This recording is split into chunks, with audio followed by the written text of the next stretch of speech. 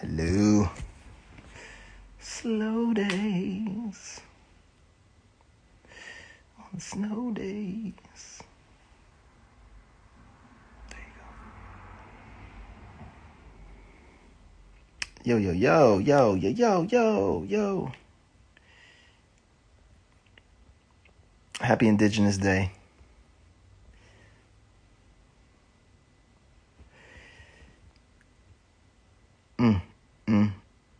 Shep, what up? Shep IR. Sosa in the building. Oh man. How's everyone? Real expedient things. I am well. Thank you for asking. How are you?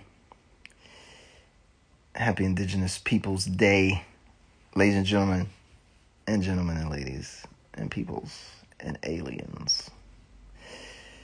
Sure thing. What up? Hope things are going well for you on your exit from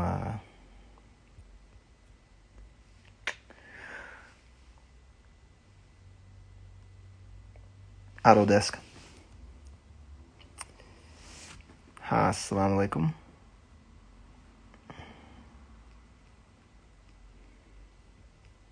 When are you coming back to the UK next year? We're from the UAE and Saudi.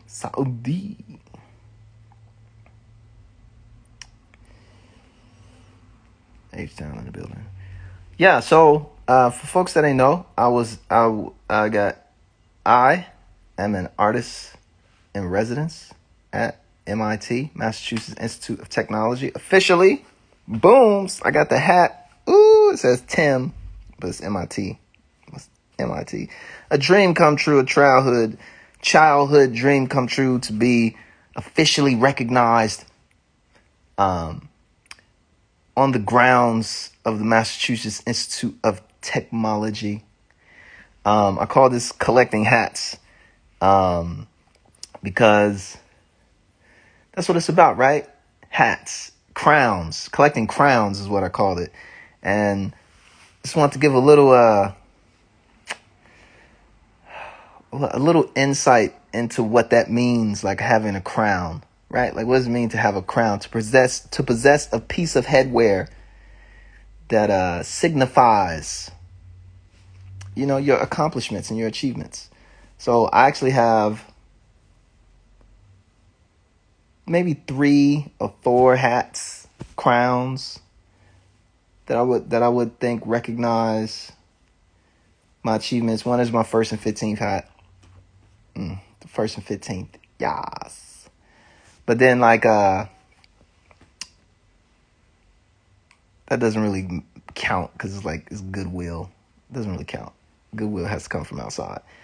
But my first big hat, my first big crown was literally my Henry Crown Fellows hat. I was able to achieve this. This was like big deal. Still is a big deal. Still is like the king of hats. If you see me wearing this hat, I don't care what hat you put on. There's no hat that you have in your collection that's messing with this hat. You know what I'm saying? So I'm not gonna stunt though. But my Henry Crown Fellows crown is like one that I really cherish. And now I got my MIT hat. Hey. Shout out to everybody at MIT, all of the faculty, all of the students that I got a chance to kick it with, all the professors and researchers that I got to hang out when I spent like 4 days there.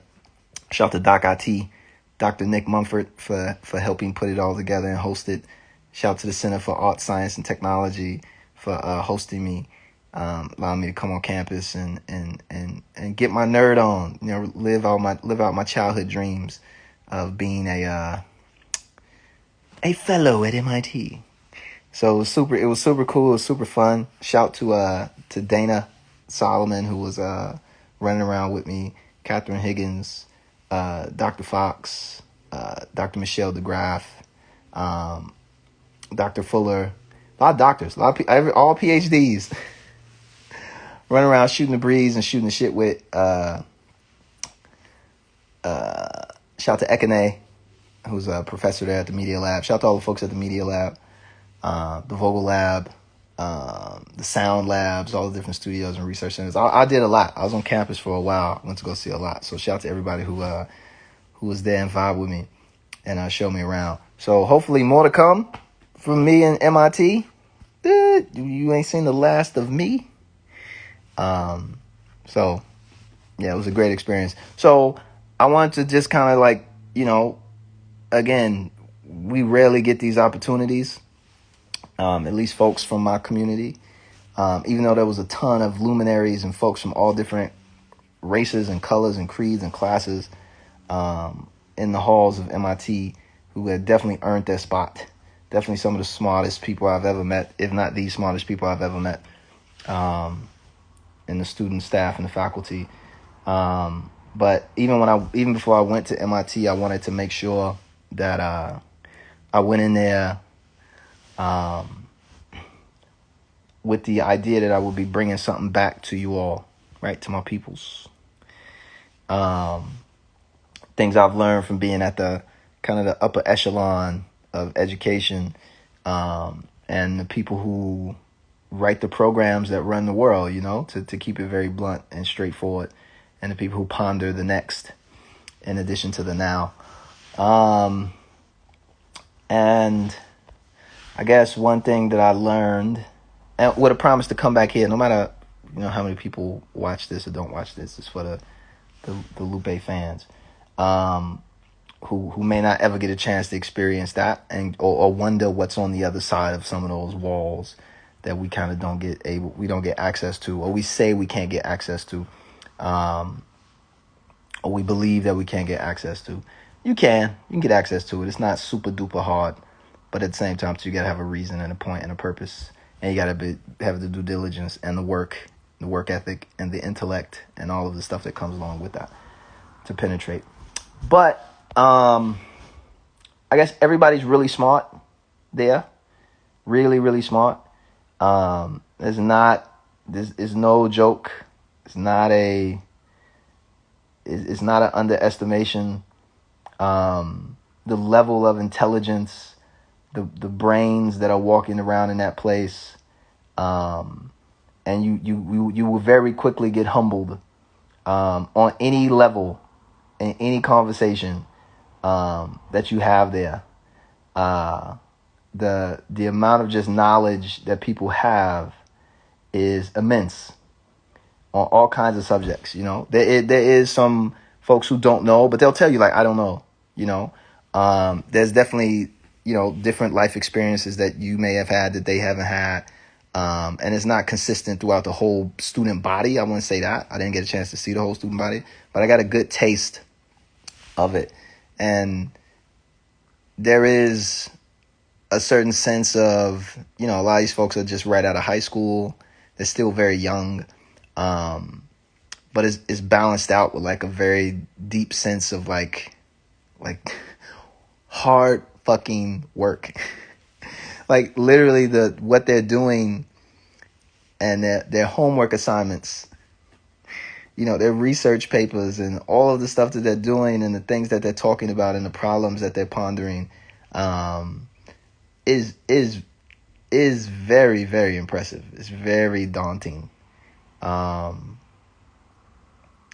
And I don't think that it's an underestimation to say, like, yes, there are places in this world like MIT where people are smarter than you, and they're smarter than everybody like they have way more intelligence, the ability to apply it. And it's not like a brag, but it's like, if you think like, oh, those people don't know what they're talking about, like they bring up something, it could be social justice. They don't know nothing about the hood. They don't know nothing about this. They don't know nothing about that. They don't know nothing about my life. They don't know nothing about that. They don't know, like you kind of get that sense of like, oh, they don't know. They know. They fucking know. Like, they know. You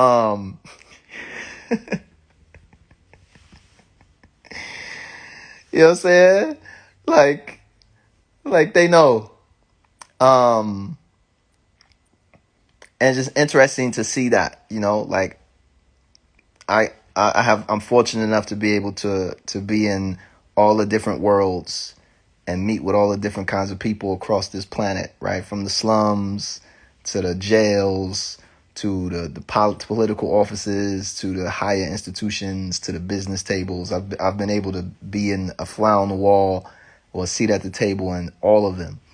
And sometimes we make assumptions about the other side, like, oh, they don't know what's going on. They know. They know. The flip side of that is,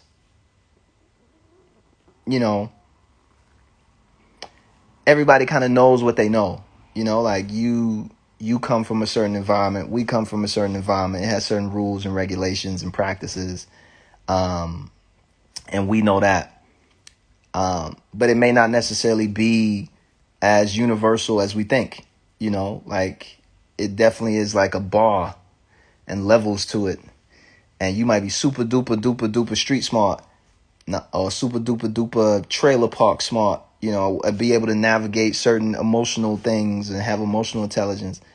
And it is there, but there are places, and this was proven to me time and time again since I was there, that there's places where they got a grip on all that shit. There's a department for every single piece.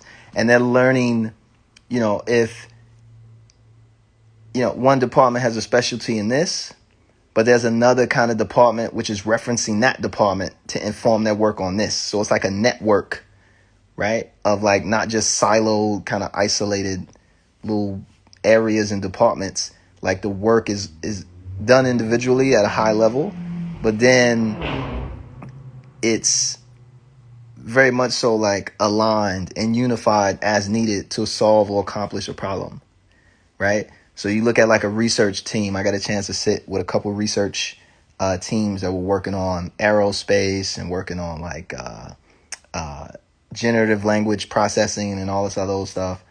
And it was like master architecture masters right here. Then, that's a social justice person right here. And this person is a materials, he or she is all into materials. They are all into this kind of disparate, craft. This person's into documentaries. This person is into building games. This person is It's just a hodgepodge of all this knowledge, all sitting at one table, focusing on one specific set of problems, right? And that set of problems has its own kind of rabbit holes and capillaries. So I found that to be quite powerful.